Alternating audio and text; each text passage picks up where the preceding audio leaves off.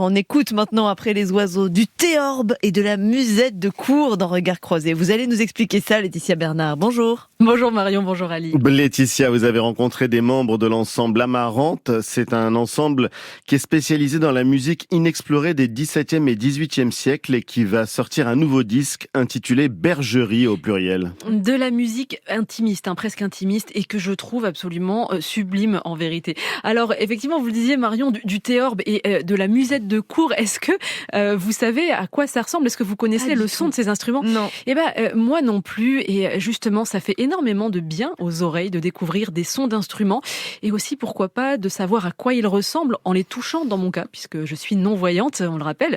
Alors dans cet épisode, dans ces Regards croisés, nous sommes avec 3 personnes, Richard Siviol, Dominique Paris et la chanteuse lyrique Cécile Pierrot, la fondatrice de l'ensemble. Et c'est elle justement qui répond d'abord à votre traditionnelle première question, Laetitia. Cécile Pierrot, est-ce que vous pouvez nous dire à quoi vous ressemblez physiquement, s'il vous plaît?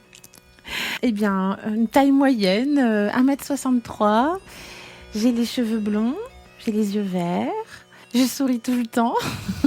Voilà, je crois que je fais beaucoup de gestes quand je parle aussi.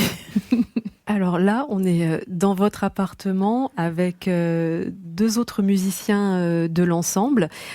On va commencer par un petit blind test avec les auditeurs aussi qui peuvent jouer, puisqu'on ne sait pas quel instrument on va entendre.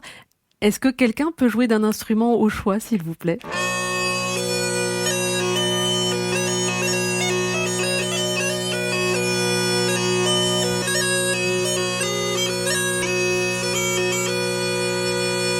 Ah oui, je m'attendais pas à ça. Et alors, c'est Dominique, c'est ça ? Oui. J'aurais eu envie de dire c'est une cornemuse, mais c'est pas une cornemuse parce que c'est pas tout à fait le même timbre. Alors, c'est bien une cornemuse, mais ce qu'on appelle une cornemuse de chambre. Et c'est ça qu'on appelle une musette de cour, c'est ça ? Tout à fait. C'était en fait une cornemuse qui a été très à la mode à la fin du XVIIe et surtout première moitié du XVIIIe siècle, et qui a été en fait un des instruments les plus choisis, à tel point d'être en 3e position après le violon et la flûte traversière. Ah oui, alors qu'on n'en entend plus tant que ça aujourd'hui. Voilà, en fait la raison c'est l'extrême difficulté à le refabriquer. C'est ça qui a en fait retardé sa résurrection. Alors, autre instrument dans la pièce et autre instrumentiste, Richard. Oui, bonjour. C'est un instrument qui prend un peu plus de place dans l'espace et moins dans le spectre sonore. Donc c'est un instrument qui s'appelle le théorbe, qui est un instrument de la famille des luths, donc un instrument à cordes pincées.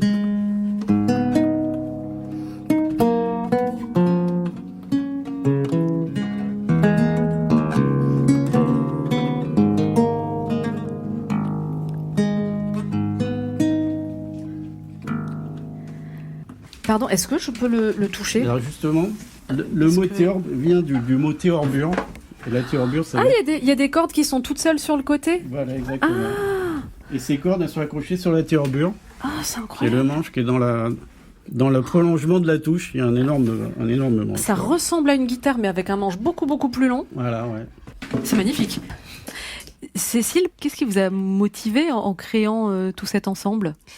Alors d'abord, la passion pour l'instrument dont joue Richard, le théorbe, est née tout simplement de ma rencontre avec Richard il y a de nombreuses années maintenant. Et il m'a offert la possibilité de découvrir un répertoire vocal, puisque c'est un instrument, comme il l'a dit, d'accompagnement du chanteur. C'était un peu la guitare de l'époque, quoi. Ah oui, complètement. En plus, visuellement, il est magnifique. Et c'est vrai que quand on se produit en concert, ça suscite beaucoup d'intérêt. Il l'introduit dans un univers tellement intime que ça prête l'oreille, ça invite l'oreille à s'y pencher vraiment. Et pour la musette, ouais.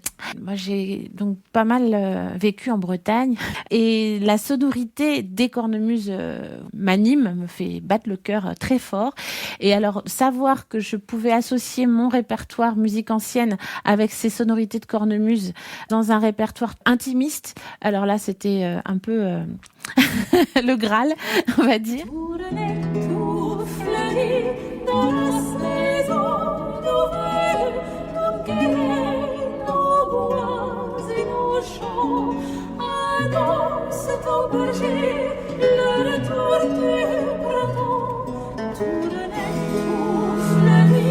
Dans la saison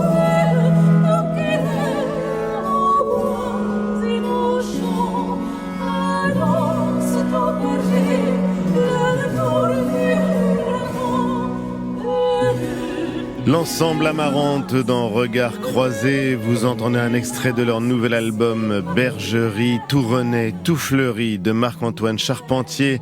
Merci Laetitia Bernard, on vous retrouve demain pour le 2e épisode.